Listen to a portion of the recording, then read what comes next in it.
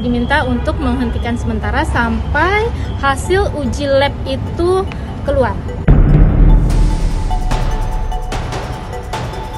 Bahkan anak-anak itu bilang katanya, ya kalian makan ya, saya bilang. Kata mama saya nggak usah dimakan Bu. Tapi kita nggak perlu khawatir bahwa program MBG ini adalah program yang sangat luar biasa, sangat bagus dan harus tetap dijalankan.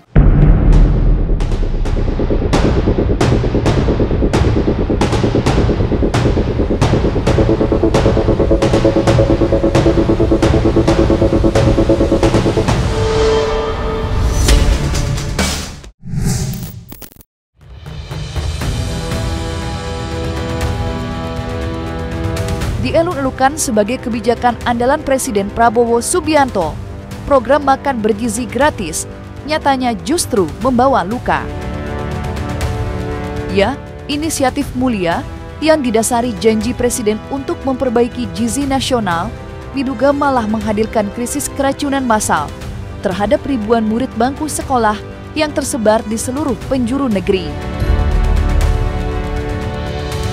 Dan pada hari Selasa, tanggal 30 September 2025 silam, kasus keracunan massal yang diduga usai menyantap hidangan MBG kembali terjadi, tepatnya di Sekolah Dasar Negeri 01 Gedong, Pasar Rebo, Jakarta Timur. Dikabarkan, 20 orang siswa mengalami pusing, mual dan muntah pasca melahap MBG, sehingga harus dilarikan ke rumah sakit. Kini, program MBG di SDN 01 Gedong Terpasca dihentikan sementara, menunggu hasil uji laboratorium terhadap sampel makanan. Lantas, seperti apa penjelasan sang kepala sekolah terkait kabar terbaru terkait para korban? Jadi update yang terakhir hari ini adalah anak-anak tetap belajar seperti biasa. Kemudian ada 5 orang yang tidak hadir dari yang kemarin 21. Kemudian 5 orangnya itu masih dalam kondisi katanya lemas dan pusing, sehingga kami perkenankan untuk tidak hadir ke sekolah dengan kondisi sakit, masih kondisi yang seperti kemarin. Ya, di rumah saja, dirawat di rumah. Kalau keterlambatan pengantaran tidak, karena biasanya memang jam 6 lewat itu sudah diantarkan. Kemudian kami juga mengkonsumsinya itu jam 7 lewat 5. Jam 7 lewat 5 sudah kami konsumsi. Nah, yang menjadi kemarin itu beritanya adalah sudah berbau terlebih dahulu gitu. Apakah tidak dihentikan? Justru karena kami mengetahui itu berbau, maka langsung kami hentikan. Jadi karena sudah tahu berbau, maka langsung kami hentikan. Begitu. Kalau dikatakan keracunan, sekali lagi ya, pihak sekolah kami tidak berwenang untuk menyatakan itu adalah keracunan. Jadi kami tidak menyatakan bahwa kondisi kemarin adalah keracunan, tetapi ketika terjadi peristiwa itu, karena sudah banyak, maka indikasinya hampir sama. Yang saya lakukan atau yang kami lakukan adalah memanggil pihak puskesmas untuk datang. Puskesmas dari Gedong diminta untuk menghentikan sementara sampai hasil uji lab itu keluar. Tak dapat dipungkiri, fenomena keracunan massal yang diduga terjadi usai para siswa menyantap MBG memang telah menuai sorotan tajam dari publik. Bagaimana tidak, sudah ribuan siswa yang terbagi dari tingkat PAUD hingga sekolah menengah atas semakin sering saja diduga mengalami keracunan pasca melahap menu makanan bergizi gratis. Sontak, masyarakat yang mulai geram lantas menyuarakan keresahan hati melalui sederet unggahan media sosial. Lantas seperti apakah Tigor Pangaribuan selaku Deputi Bidang Sistem dan Tata Kelola BGN menanggapi fenomena tersebut? Bagaimanakah pula tanggapan Andrio Cesario? Akhir-akhir ini kita melihat ada trouble di masyarakat. Kita tahu di media itu juga sudah ramai tentang keracunan dari MBG di beberapa titik lokasi. Tapi kita nggak perlu khawatir bahwa program MBG ini adalah program yang sangat luar biasa, sangat bagus dan harus tetap dijalankan. Karena dari penerima manfaat target itu kan sekian puluh juta anak ya. Ini hanya 0,00 sekian lah. Tapi bukan berarti kita menganggap ini rendah. Kita harus benar-benar menjadi satu pelajaran. Nggak boleh lengah intinya. Dan Pak Presiden juga sudah sampaikan bahwa harus pengawasan ekstra.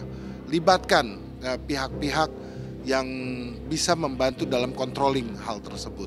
BGN pasti sangat prihatin dan juga langsung melakukan introspeksi, langsung direview, dan seperti yang disebutkan oleh Bu Waka, itu kita lihat SPPG yang tidak memenuhi SOP dalam melakukan proses pengolahan makanannya langsung mendapat tindakan. Itu yang pertama, langsung ditindak dan langsung diminta memperbaiki segera. Itu kita udah punya SOP-nya, itu ditutup dulu seminggu, tidak berjalan. Sambil investigasi dilakukan, gitu kira-kira. Saya rasa pemerintah sudah mengambil langkah yang tepat untuk saat ini. Bapak Presiden langsung respon dan langsung memberikan tim-tim khusus untuk turun ke lapangan untuk memperbaiki itu semua. Dan saya rasa kepercayaan masyarakat dan animo masyarakat terhadap program makan bergizi gratis ini masih tinggi kok, masih sangat tinggi.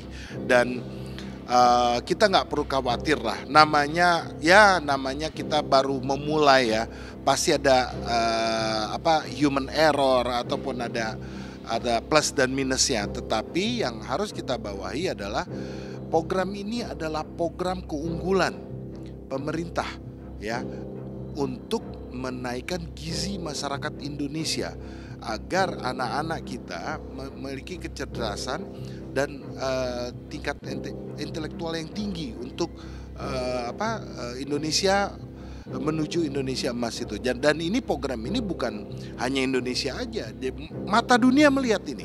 Dan ini sangat program yang sangat luar biasa dan itu diapresiasi oleh beberapa para petinggi di negara-negara lain. Sementara itu, Andrio Cesario selaku Ketua Umum DPP Barisan 8 Center ternyata memiliki catatan khusus terhadap program makan bergizi gratis. Menurutnya, hal yang paling penting untuk diperhatikan pemerintah saat ini adalah pengawasan. Ia berharap pengawasan akan lebih ditingkatkan. Contohnya, dengan memberi hukuman keras terhadap dapur MBG yang tidak amanah. Bahkan, ia meminta pemerintah untuk melibatkan pihak kepolisian, kejaksaan, hingga badan intelijen untuk mengawasi penyelenggaraan MBG.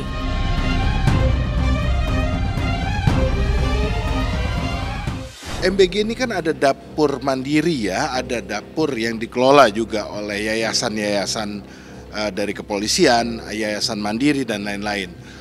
Yang harus bertanggung jawab pertama adalah si controlling yang ada di dapur itu sendiri, yayasan itu sendiri. Jadi sekali lagi saya bilang bahwa jangan pernah mengambil atau menguntit dari apa yang sudah disepakati. Jadi harga yang dibayarkan itu kan 15.000, dipotong 2.000 untuk sewa yang sewa pembangunan, sewa hal-hal operasional lain-lainnya itu hanya 2.000, tidak boleh lewat dari 2.000. Jadi 13.000 itu pure dibayarkan untuk kualitas makanan, pembelian sampai dengan gaji karyawan. Jangan dipotong-potong lagi. Makanya harus ada pengawasan ekstra di dalam manajemen dan tata kelola yayasan-yayasan yang mengelola hal tersebut. Dan pemerintah harus benar-benar detail, harus benar-benar bukan hanya menggeber untuk membangunnya saja, tapi kualitas makanan dan penyaluran itu, makanya saya bilang in and out-nya harus benar-benar full controlling. Jangan dilepas begitu aja, karena banyaklah pemain-pemain yang menurunkan kualitas makanan untuk mencari keuntungan, itu banyak. Bahkan bila perlu tutup yayasannya kalau terjadi penyelewengan daripada kesepakatan yang ada. suspend yayasannya, tutup, alihkan ke yayasan yang mau bertanggung jawab menjalankan program dan visi presiden. Jadi jangan main-main, karena ini adalah program keumatan, program kebangsaan kita, program Indonesia menuju Indonesia Emas. Dan ini anak-anak harus menerima gizi yang bagus, layak, dan benar-benar sesuai dengan harapan kita semua, harapan Pak Presiden. Harusnya terlibat pihak-pihak kepolisian, pihak-pihak kejaksaan, bahkan bila perlu libatkan pihak-pihak intelijen dalam mengaudit dan investigasi setiap pembayaran bulanan dari MBG. Karena kan kembali lagi bahwa yang terjadi di lapangan ini kurang adanya controlling, kurang adanya pengawasan, baik itu kualitas makanan dan standarisasi daripada mutu kesehatan bahan baku untuk anak-anak. Memang patut disayangkan, sebuah misi mulia demi meningkatkan gizi anak bangsa diduga justru membawa kesengsaraan bagi sejumlah korban yang masih duduk di bangku sekolah.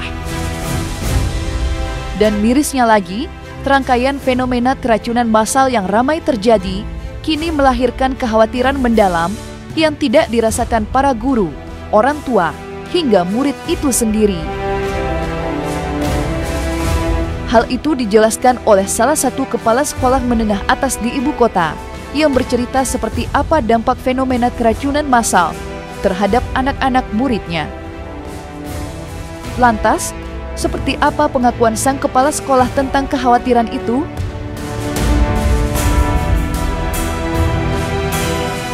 Ada kekhawatiran ya. Saya juga pas lagi di televisi terus ada yang dibawa ke rumah sakit. Cuman saya nggak tahu benar itu ya ada yang meninggal. Sampai saya bikin di grup gini ke teman-teman. Bapak Ibu benar nggak sih berita ini atau diplesetin atau bagaimana kok ada katanya 8 orang yang meninggal, saya bilang gitu kan. Terus ya ada yang bilang Bu benar, tapi ada yang bilang itu di didesain sedemikian rupa gitu kan ya.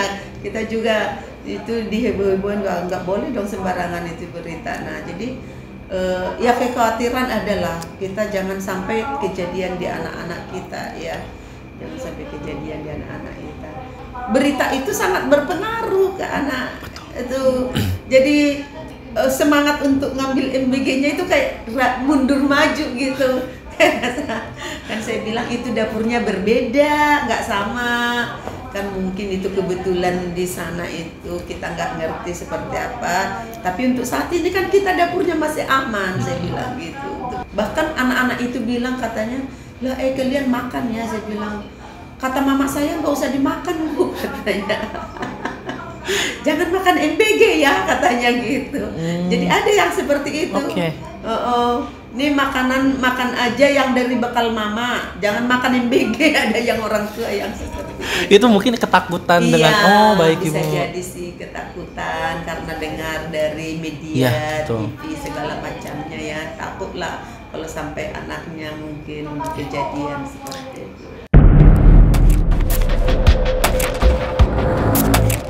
Hingga sampai detik ini, fenomena keracunan massal memang belum pernah terjadi di SMA Negeri 11 Jakarta Timur.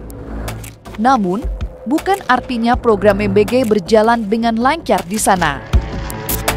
Ya, kepada Cumi-Cumi, sang kepala sekolah bercerita kalau tantangan besar lain dari MBG adalah banyaknya makanan yang tersisa akibat tidak disantap para siswa. Apalagi belakangan ini, sejak maraknya pemberitaan soal fenomena keracunan massal. Kalau saya tantangan terbesarnya itu saya pusingnya itu ketika anak-anak itu tidak makan MBG-nya. Iya, saya selalu kalau kalau ada waktu saya nggak keluar itu, begitu mereka nurunin traynya itu dari atas langsung saya intipin. Pada dimakan nggak sih? Nggak dimakan Bu. Ampun. Nah saya kan mikirnya ini kan uang tidak sedikit gitu ya, tidak sedikit banyak, tapi di luar sana kan sebenarnya masih banyak yang untuk makan nasi aja susah. Tapi di sini nih, ini saya hanya mikirnya ini satu sekolah loh, sekolah lain gitu. masih banyak. Jadi ya itu sih tantangan saya kalau masalah distribusi, karena kan itu udah otomatis anak-anak ngambil sendiri, kembalikan sendiri tempatnya. Hanya itu aja sih, nyesek kalau nggak pada dimakan gitu.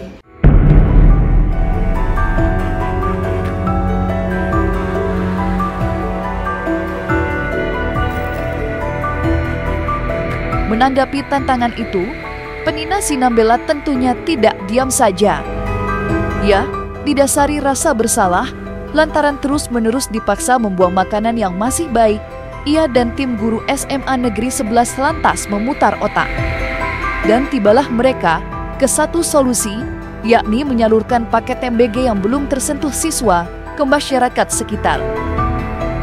Lantas, seperti apa penjelasan Penina Sinambela terkait hal tersebut? Iya, jadi kalau di awal kan kita perjanjiannya bahwa sisa makanan itu tidak diambil, artinya dikembalikan lagi ke dapurnya. Cuman kadang pernah juga seperti ini. Itu kan SD yang di sebelah itu kan belum dapat 2 sekolah, ada SD 4 sekolah. Kita pernah ada kegiatan kunjungan ke gedung DPR, jadi ada sisa makanan 200 box lah, 200 tray. Itu kita panggil anak-anak yang di sana, malah senang mereka ikut makan, datang mereka. Nah, jadi sekarang ini kan kita nggak bisa prediksi, artinya seberapa banyak, terus kan tidak enak kalau dibuka anak-anak, buahnya sudah diambil atau susunya sudah diambil, mau kasih ke anak SD kan nggak enak kan ya kalau nggak utuh gitu. Ya kadang juga orang-orang sekitar ini kita bagi jadinya gitu. Iya, siapa yang mau gitu.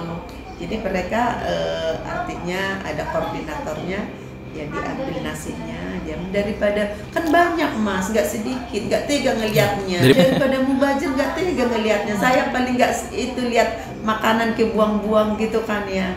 Di sementara kan ada masih di sekitar kita yang belum bisa makan gitu. Saya juga kan nggak ada seperti itu ya. Di awal itu kita perjanjiannya, artinya makanan yang tersisa kembalikan gitu. Cuman saya tanya juga ke supirnya, Pak, kalau ini dibagikan ke orang-orang di sekitar sini, boleh nggak? Ya monggo Pak, Bu, gitu bilangnya. Karena kata mereka yang di dapur sana juga numpuk dari sekolah-sekolah lain katanya. Akan tetapi, di balik sederet citra negatif yang kadung menyelimuti, program makan bergizi gratis tentu menghadirkan pula sederet dampak positif. Ya, menurut penjelasan Penina Sinambela, selaku Kepala Sekolah SMA Negeri 11 Jakarta, sejak dilaksanakannya program makan bergizi gratis, jumlah siswa yang jatuh pingsan akibat belum sarapan terbilang menurun dengan jauh. Lantas, seperti apakah penjelasan lengkapnya terkait dampak positif dari program makan bergizi gratis?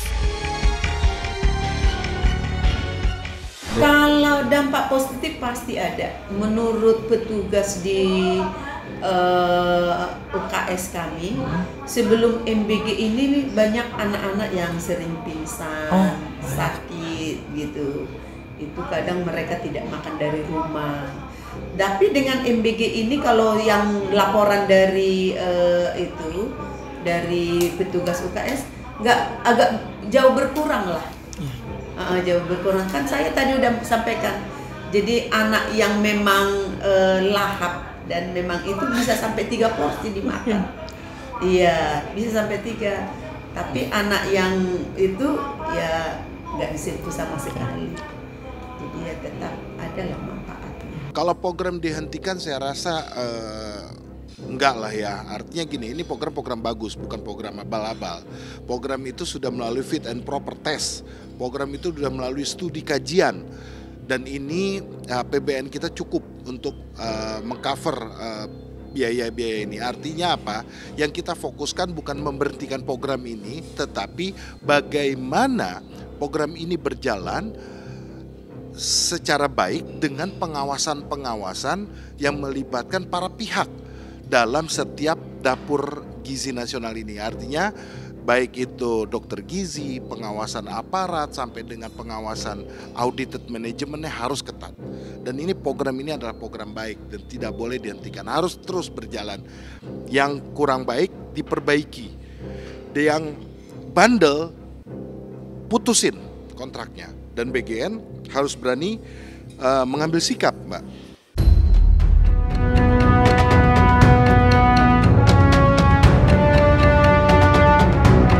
Nah, selesai sudah Cumi Lovers. Jangan lupa untuk like, subscribe, dan juga share channel YouTube Cumi Cumi.